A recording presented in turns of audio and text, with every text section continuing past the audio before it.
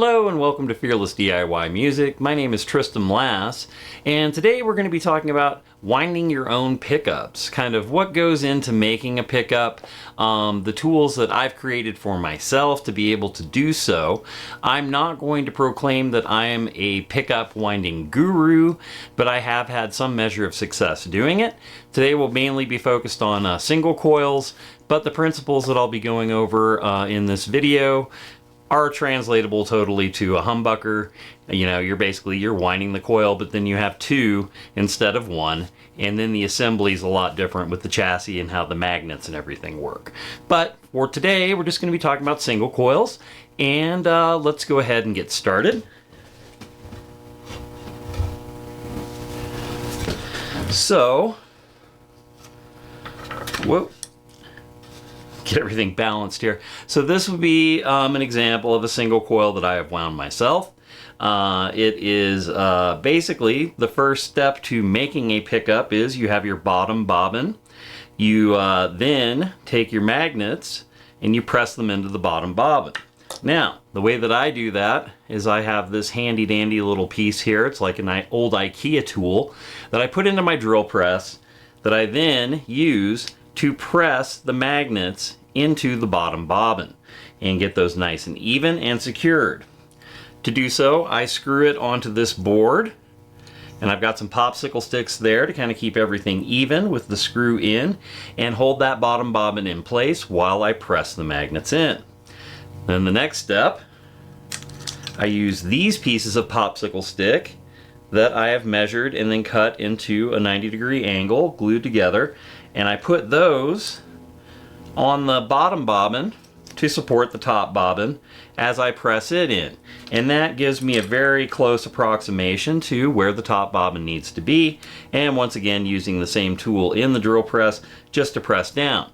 Now, you can also use a small hand hammer to hammer your magnets into your bobbins and things like that. I find the press is a lot more controllable and gives you a better result.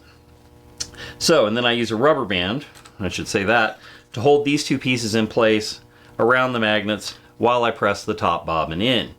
Obviously, then we wind it. There you've got your north and your south, and then you have your wires coming out.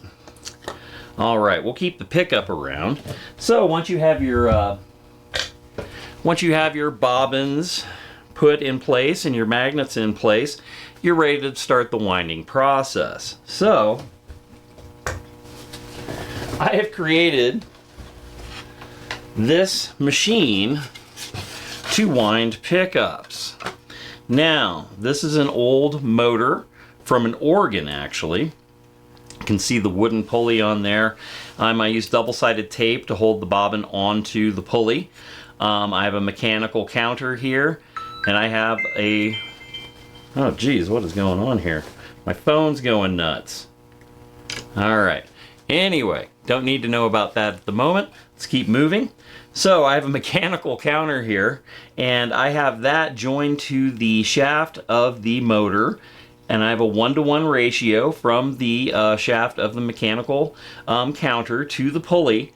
And I, quite simply, each time I wind, I go ahead and I refresh this rubber band. This is just a Produce rubber band that I use. It happens to be the right length and the right tension to effectively move my counter. So I can count my number of windings right there as I'm going along. All right, now the secret sauce of this winding machine is the fact that I have a foot controller for it. This is a sewing machine rheostat. So basically it's got an adjustment screw right here so that you can control how much voltage is going to the motor. And as you can see, I press down on it, the motor turns, my counter is counting, and then when I don't want to have the motor engaged, I simply lift my foot off. You notice that the motor was moving kind of slowly. With this particular motor and this rheostat at the setting that I have it, it has a slow start and then it gets up to speed. And then I've got really nice control with my RPMs just by moving the rheostat back and forth. And that's how it works. I keep my spool of wire. I set this up on my workbench. Then I've got a spool of wire that I keep on a screwdriver that I then put into a vise at the proper angle so that it feeds the wire smoothly through. I use my index finger on this hand to hold my tension, and then I use the index finger of this hand to do my scatter wind as I'm going. There's a little hole right here where I have a plastic grommet in, and that ensures that my wire will go smoothly through the guide. So this is just a basic guide, you know, if one of my fingers slips or something like that, I shouldn't have my wire go completely nuts and miss the bobbin, which is the worst thing that can happen when you're winding pickups. So there's many different ways to wind a pickup. You can buy a professional machine from a place like Stewmac. You can go as simple or DIY as a drill with a clamp holding the trigger engaged. I found that I wanted to have something with a foot control because I wanted to have both hands available to work the wire as I was winding. And I found that this was a pretty good solution. It's just some wood cobbled together with, like I said, the motor mounted on it, and then my counter and a basic guide. This screw and this piece of wood is just to hold wire when I'm not using the unit, just for storage. All right, let's go ahead and put this machine down and talk a little bit about the perils of winding pickups. It is a process that requires a lot of attention to detail as far as your sense of feel. I don't know how else to stress this, but it is something that takes practice. If you are going to attempt to wind your first pickup, pretty much assume that it's not going to go well. You're going to get frustrated. You're going to be cutting a lot of wire off of bobbins, things that have failed. If a wire breaks halfway through the winding process, don't panic. You can quite simply twist the two ends together where it broke, put a little drop of solder on there, and then make sure you have a good connection, that solder is really taken. Trim the excess off, and then you can begin winding again. I've had this happen a number of times, and the pickups have turned out great.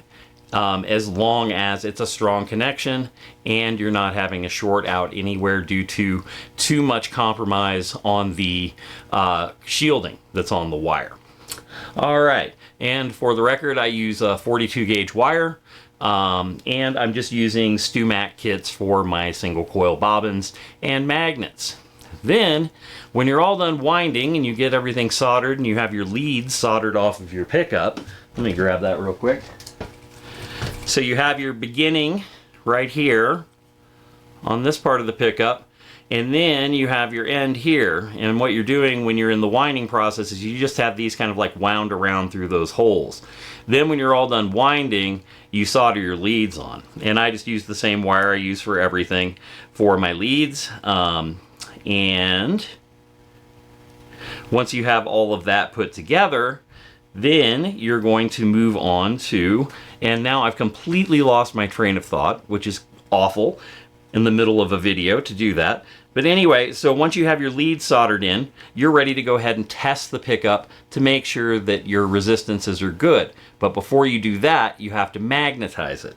And the way that I magnetize my pickups is I put one magnet on one side of a vise and then the other magnet, and you've got north to south.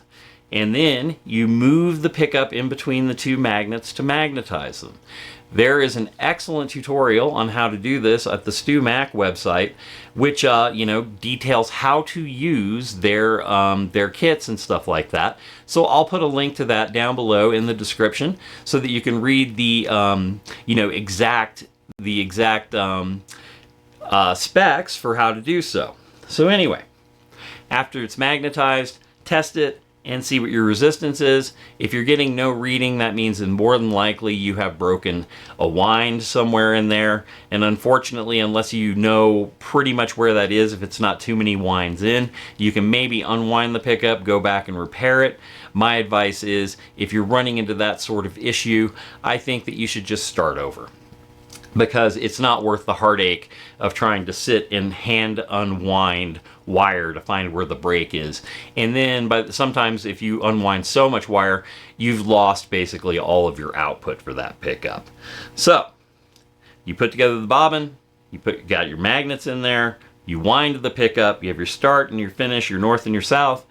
Then magnetization, testing, see what you end up with, and then you have a functioning single coil pickup. A quick way to test it also is just to go ahead and put a jack on it, a 1/4 inch jack, output jack, just like you would have on your guitar. Plug it in and give it a little tap with a screwdriver and see if you've got any sound. All right, let's go to this guitar. I recently wound a couple pickups to put into this, and so the neck pickup and the bridge pickup on this instrument are ones that I wound recently.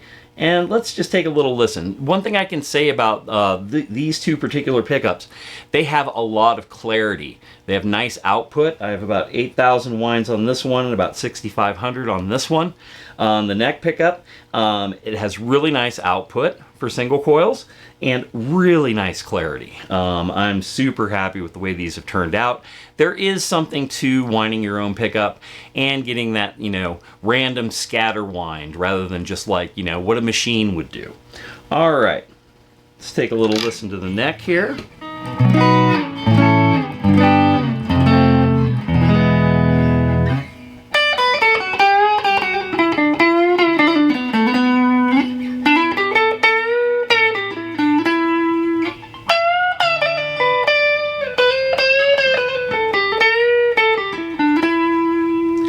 Very sweet sounds from that pickup.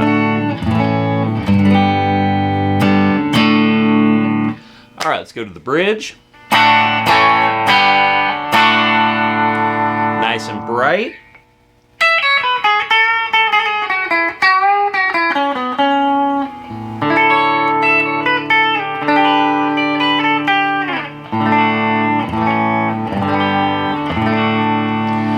Let's put a little overdrive on it.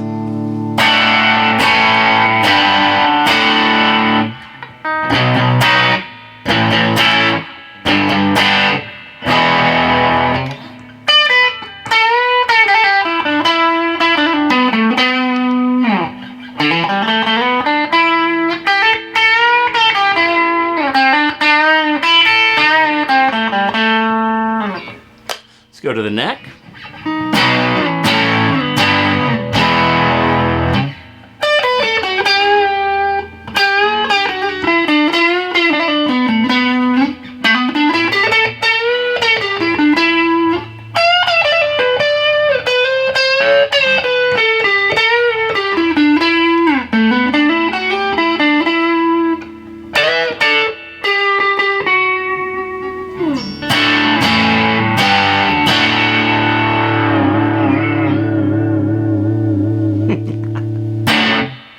Anyway, so that was the neck pickup with a little bit of dirt.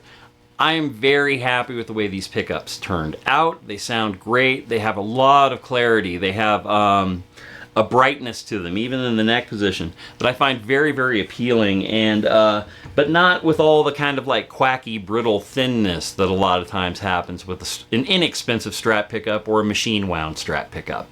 So I highly recommend exploring the idea of winding your own pickups.